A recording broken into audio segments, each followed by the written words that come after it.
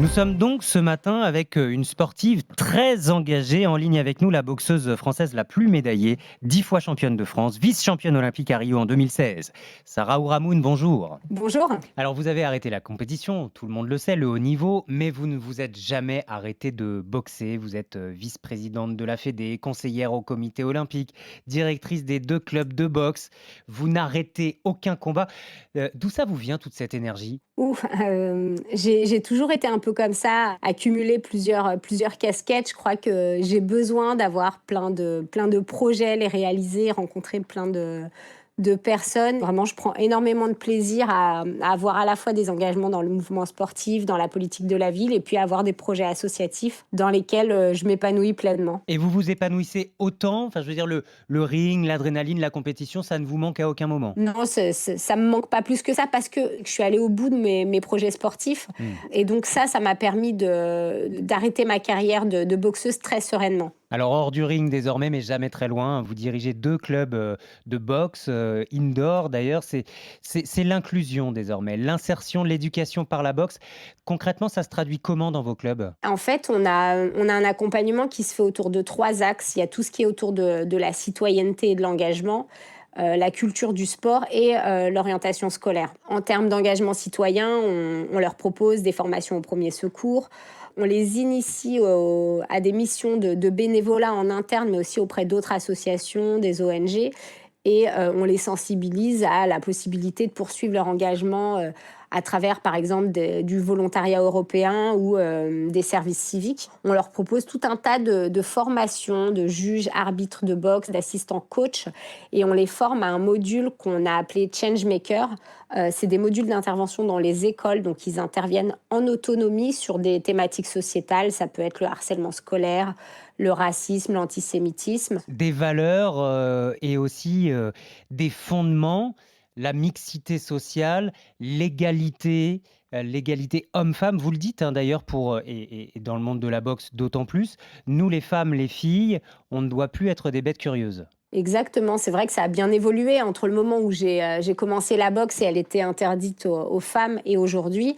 Seulement on a une évolution du public qui pratique la boxe. En loisir, on voit pas l'évolution par contre dans le monde de la compétition et dans les instances dirigeantes, et là, il y a encore tout un travail à faire et ça se fait dès le plus jeune âge. On travaille beaucoup sur l'égalité femmes-hommes avec nos jeunes pour que le regard porté sur, les jeunes filles par les garçons et inversement, soit beaucoup plus, sain et serein. Qu'il y ait aussi, une meilleure égalité dans le haut niveau et ça les athlètes, féminines le revendiquent de plus en plus. Je pense notamment pour les prochains JO à Paris, qu'on puisse mettre sur la table des sujets féminins dans le sport. C'est-à-dire, oui, une athlète a ses règles, oui, une athlète peut être enceinte, oui, une athlète peut être mère de famille et en même temps être au plus haut niveau. Exactement. Il y a moins de tabous autour de ça, mais c'est les prémices. Il faut vraiment que déjà il y ait de la formation, de la sensibilisation et qu'il y ait des femmes aussi au sein des instances dirigeantes pour que ces sujets-là soient portés. Les JO 2024, vous avez un rôle, hein, au sein du comité olympique. Je crois que ce que vous attendez par-dessus tout, c'est cette, cérémonie d'ouverture qui se déroulera donc sur la scène.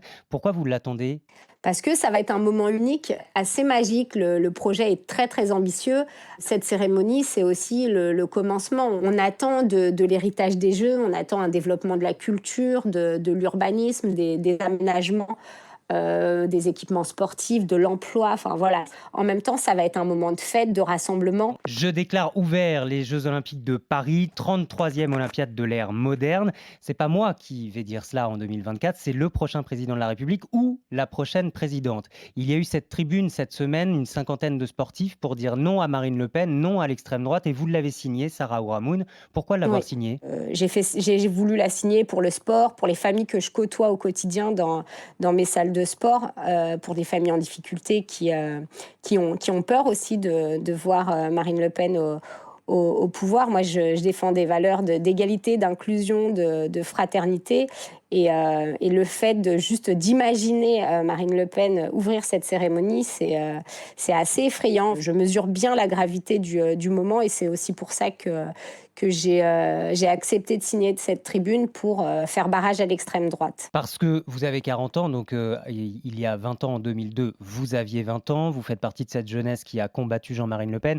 Il y a aucune différence depuis 20 ans? La grosse différence, c'est de voir qu'aujourd'hui, c'est possible que l'extrême droite arrive au pouvoir. Les Français sont pour beaucoup déçus du quinquennat d'Emmanuel Macron. Il y a toute la gauche qui a été un peu éclatée, qui font qu'il y a aussi eu l'opportunité pour Marine Le Pen de monter. Elle a changé son discours, elle paraît un peu plus soft. Elle a un discours qui peut convaincre à la fois les déçus et les indécis. Sarah Ouramoun, juste dernière question à propos de cela. Est-ce que vous avez eu des retours, parce que je sais que vous êtes très actif sur les réseaux sociaux, et on lit à la suite de cette tribune le côté, c'est un peu contre-productif, tous ces sportifs, c'est tarte à la crème, c'est attendu et finalement c'est mettre la lumière encore plus sur sa candidature en tant que sportif? Les retours que j'ai pu lire, c'est surtout des personnes qui pensent que les sportifs payent leurs impôts à l'étranger, qu'ils n'ont aucun souci d'argent, mais ils ne se rendent pas compte que parmi les sportifs de haut niveau, on ne gagne pas tous notre vie du sport. Il y a aussi cette déception de se dire, on espérait que le sport soit valorisé, soit présent dans les programmes des candidats.